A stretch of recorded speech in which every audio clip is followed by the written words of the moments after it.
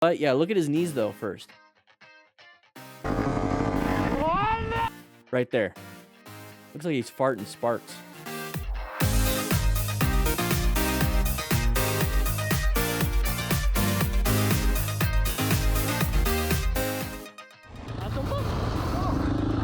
Vie tu mono. Here we go. It's me, Mario. Here we go. Oh, knees. Look at it.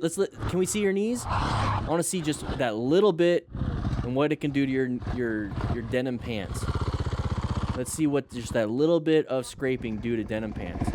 It looks pretty ripped already. Car's following, probably for pictures and stuff. Let's see your knees, buddy. Not you. Pick up your own bike.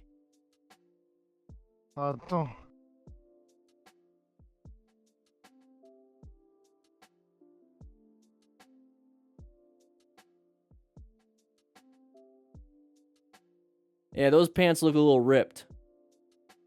Those pants look a little ripped. He fell on his butt. Yeah, look at his knees though first. Right there. Looks like he's farting sparks. So his knees are scraping. His butt never touched.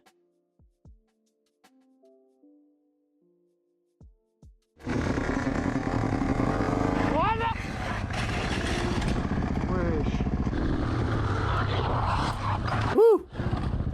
Is he using a Cardo at least? Gotta give him that. He's got communications. All right, moving on with this one. That Dude Mar podcast. Hey, oh, that's not how you park your bike, buddy. That's not, I mean, there's an open spot, but that's where people walk. And now we're leaking fluids. Oh, it's probably his water line. He ran into the hose. All right, check your shins, because I'm pretty sure you banged them up pretty good. Your knees, your groin. Just kept going straight. God damn. Ah. Now we got the water coming out. Yep. All right. We're going to talk real quick about injuries, because this is this is a thing that can happen. I hope it's not common. If it was, it needs to be recorded a little more. All right? Because I want to see it. So what happens here is we're pulling up to our house. We're pulling up to our neighborhood. Let me go ahead and do this real quick. Boom. We're pulling up to our house. We're pulling up to our neighborhood. And we're going to need to park it. Okay? So we're going to come up to our spot. He was already through the road. You could see it right there. He's got his feet down. Maybe he went a little wide. So you see how he's coming in at an arc? Little wide. We're going to hit a bump. Boink. And that's going to really mess us up. We got our feet all over the place. We have to avoid this tree. We avoided the tree very good, but you hear throttling. So we don't have really good clutch control, friction zone. We don't have any primary control of the throttle. And then we're going to run into this. Now there's plenty of ways to navigate that whole situation. You know, going in slow, obviously. Practicing your slow speed turns, slow speed practice out there in a parking lot. That's one way of navigating this. But let's say something bad happened. Okay, so your buddy did this. Your buddy did this. And now you're showing up. Okay, so let's go ahead and think about the mechanism of injury here. Okay. So you notice how we started to fall down first? So we slammed the brakes probably, but we're not even on the motorcycle at that point. Look at the motorcycle got past us. So when we finally hit, our chest goes into the handlebars, our legs go into the ground and into any sharp, hot parts of the motorcycle. And then look at the bounce. Okay, you think muscle and bones, when they hit the wall and they bounce off, not an issue at that point. It's okay to bounce off the wall. It's fun, right? You run into a door, you bounce off, not an issue. Well, here's the thing. At a high speed like this, it's not just your muscles and bones going here and then bouncing back with that much force. It is your intestines. It is your brain. It is your veins, your arteries, your spleen being held on by nice little soft tissues, and it does this, and it splits, and it ruptures, and you start bleeding out. You can have a lot of issues when something like this. So yeah, it can be funny, and I hope this person's fine, but the older you get, the less forgiving this will be. The younger you are, your bones are kind of green, so they kind of bend a little bit. everything is going to be painful. So when he hits that, he's going to immediately look at the parts that do hurt, which is going to be the knees, because his knees probably hit the ground pretty hard. So that's typical first response.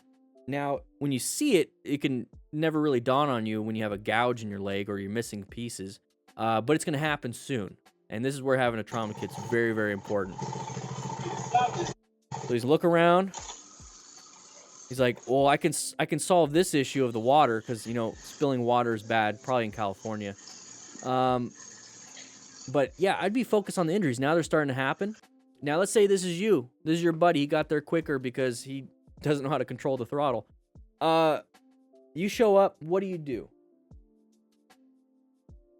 Now, if you have a rescue kit in your truck, you know, leave it in your truck. If he's bleeding, you got plenty of bleeding control here. If he cut open an artery, you got tourniquets in here. You got 2 of them, by the way. You can actually help out quite a bit with just this stuff, with a mechanism of injury like this. Now, it's not going to solve your problem if he's having a diabetic emergency. It's not going to solve your problem if he has a bee sting and you got to rub a little ointment. It's not going to help you when you have allergies because it doesn't have Benadryls. It doesn't have Band-Aids in this thing. But you can leave it in your truck. You can leave it inside, and you're able to help him out. It's within reach. Within reach. I'd be concerned about his legs. Right now, he's walking wounded. Okay, so his airway's good. I don't see any major bleeds coming out, but you can still have some pretty nasty cuts, nasty everything. Okay, so just be careful. Just be careful. Whew. Part of being a smart rider is acquiring and utilizing personal protective equipment. So make sure you grab yourself a jacket just like this one from REVZILLA using the link in the description. It's an affiliate link. It helps me out. No extra cost to you. Plus, it lets REVZILLA know that the DDFM crew is pretty badass, and they actually grab some gear. Anyways, click that link. I'll see you soon. Here we go. Vincent Tarling. Which the driver didn't keep a safe trying to talk here, and Moto as a Stars. result, he hits the braking car with great force. Okay. Oh! Okay, he's moving. He's moving. Oh, he's back down. Could just be in pain. Quick. Yeah, he's not getting up. So that's not a good sign. Usually people that are in an accident like this or anything, they like to get up because it's kind of embarrassing, or they're pissed. But when they're so pissed that they still can't get up, that's a high mechanism of injury. So that tells me something bad happened. Result, he hits the braking car with great force. So the motorcyclist was slowing down, possibly to turn into this this house. So think about that. Maybe it's not a house. It could be a restaurant or something. But let's say it's a house. You just got hit in front of your house. So as safe as you think you are in your own neighborhood, you gotta always watch out. Okay. So he got hit from the rear end. Got rear-ended by this vehicle. Went up and over a little bit, and now we're down here. Okay. Very high mechanism. There goes your spine. You have some issues with legs, and then some coup contra coup brain splattering. So your brain is going to go to the front, go to the back, and go back to the front. When you do this, the brain gets hit in the front and in the back too. Not good. Not good at all. So right here, typically people get up and they start moving. Okay. So when I see this, I'm like, damn, that was a big hit. I'm going to be telling Nikki, hey, I'm going to grab my trauma kit. Got my rescue kit. I'm going to park over a little bit like this. Actually, you know what? I'm in the truck. I'm thinking I'm in the motorcycle for some reason. If I'm in the truck, I'm parked right here. We're good. I'm going to probably going to do this. So here's my headlights. Now I do that because if anybody hits me from behind, because I'm working on this stuff, if they hit my truck from behind, my truck will roll this way, hopefully. So if I park like I'm parked right now, and somebody hits me and it's like not in the parking brake or the brake breaks, it's going to roll into us, right? So I want my vehicle angled where I want it to go if it gets hit, okay? All right, so when I see this, though, I'm going to get my rescue kit, which right here, got my rescue kit. So right now, I don't know if he's bleeding and has any trauma like this. We got plenty of stuff. I'm not going to explain it again. It's on the motorcycletrainingconcepts.com. It's called the rescue kit. So I'm gonna grab it and put my gloves on. I'm gonna do an assessment. Oh, he's back down. I'm thinking maybe he passed out, but I see him moving around a little bit. So it's like, oh, he's just in massive amount of pain. So massive amount of pain can be good, meaning he's feeling it, you know. He's moving his legs, that's good. Moving his arms, that's good. She's very upset, you know. She didn't want to hit anybody. She doesn't want to do that. So she's calling 999 or 911 or wherever this is at. This is on the left side, so it's obviously not America. But now people are calling 911. So part of this is remaining calm because you need to know where you're at when you call 911. You call the dispatcher. So the typical thing is you're going to give them your name. You're going to give them where you're located. You're going to give them your number so they can call you back in case you get disconnected. And what you're going to be doing is explaining where you are. Okay, is this a restaurant right here? If this is a restaurant, name the restaurant. We're right out front of Chili's. Ew, not Chili's. We're right out front of whatever. Chick-fil-A. Ooh, yeah. So right out front of Chick-fil-A, motorcycle accident, got rear-ended. He's on the ground. He looks like he's in a lot of pain. My name is Daniel. This is my number. And that's it. And you stay on the line the whole time. Okay, that if you're calling 911. Now, if you're the one with the medical training, your job is to help out in this situation with the medical training. So if you are in a truck and let's say your partner doesn't have any medical training, you tell her, hey, call 911. Okay, good. You get the ball rolling. Tell them where we're at. Okay, good. Let them handle it. They're adults. They can handle it. We get our gloves on and we make sure that we're safe. So remaining calm. We're ensuring that we're safe and the patient is safe, but us first. Truck is blocking things. Looks like we got some traffic here. Looks like everything's getting blocked. We're in this lane. Bike's in that lane. It's okay. I just don't want anybody swerving into me to avoid the bike. So I'm going to have somebody down there do this. Like, hey, slow down. You know, maybe about, I'd say about 10 of these lines. Go 1, 2, 3. Hey, walk down 5. Let's do 5. Walk down 5 lines and stay there and tell people to slow down. Same thing for back here.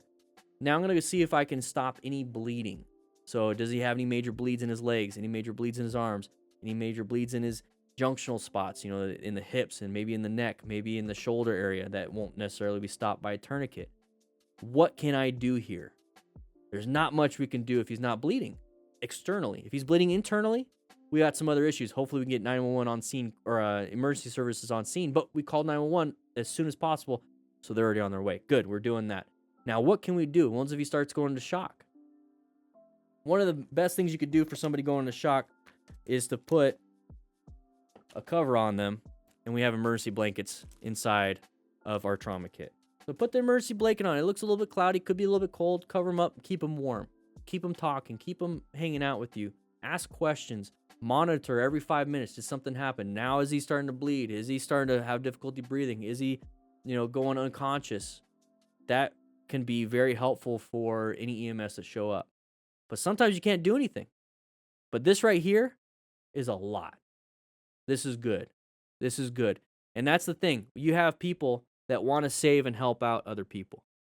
So learn to rescue another rider. We're not done yet. I'm going to answer some questions. Thank you, Rainin, for grabbing them. So what does the blanket do from PPFFT? So it's a Mylar blanket. It's an emergency rescue blanket. Now, what it does is it traps the heat in. It's like putting aluminum foil on after you cook. Like you're grilling, you take the food off the grill, you put it a little bit in aluminum foil so it keeps it in, so it still cooks, but then allows the proteins to absorb the water. But anyways, yeah, it's just like putting aluminum foil on food. It keeps the heat in. It doesn't allow a lot of the heat to leave. And why do you need to do that when you are in a shocky situation? It's usually hypovolemic shock, so low blood pressure, low volume of blood. So what happens is your body takes blood from your arms and legs, and it tries to shunt it towards the core to keep everything warm in the core, because we lose fluids when it comes to bleeding out. So if we're losing fluids, we're losing blood flow. They shunt all that blood into the core to keep it warm, to keep it running. And guess what? That means your skin, that means the rest of your body is going to be cold. And now you're going to start getting to hypothermia type issues. So having your body warm while it's doing its job of being in shock, because that's part of its job. It's designed to do that. You'll have a better outcome. Okay. If you can find out how, where they're injured when the EMT come, do you want to give them information on what injuries they have or let them come to their own conclusions? Let them know about major issues. Like if you see, hey, this guy's leg is like, I could see its bone. Like stuff like that. But you don't want to go down a whole run list. It's like, hey, I took his vital signs. You know, his eyes are pupil, or his pupils are pearl. He's got a glucose reading of 84. I did a sample history. Well, one second. No, his pulse was 102, thready. It did skip a beat, you know, but I only counted for 6 seconds, so I don't know if that's true. I took his blood pressure, but I did it by palp because I didn't have any stethoscopes. He's not allergic to any.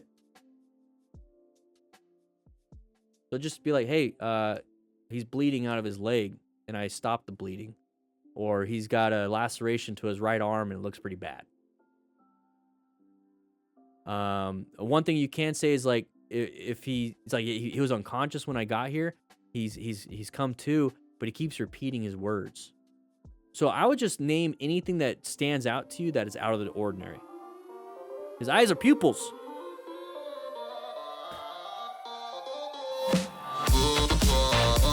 If you like today's video, make sure you click this video right here to keep watching more. But if you want to become a smart rider, click this and grab this Smart Rider Basic Training ebook. It's going to help you become a smart rider by planning your ride, rescuing other riders, knowing what patterns to look for, and so much more. Make sure you grab it. Link will be in the description also. I'll be seeing you around.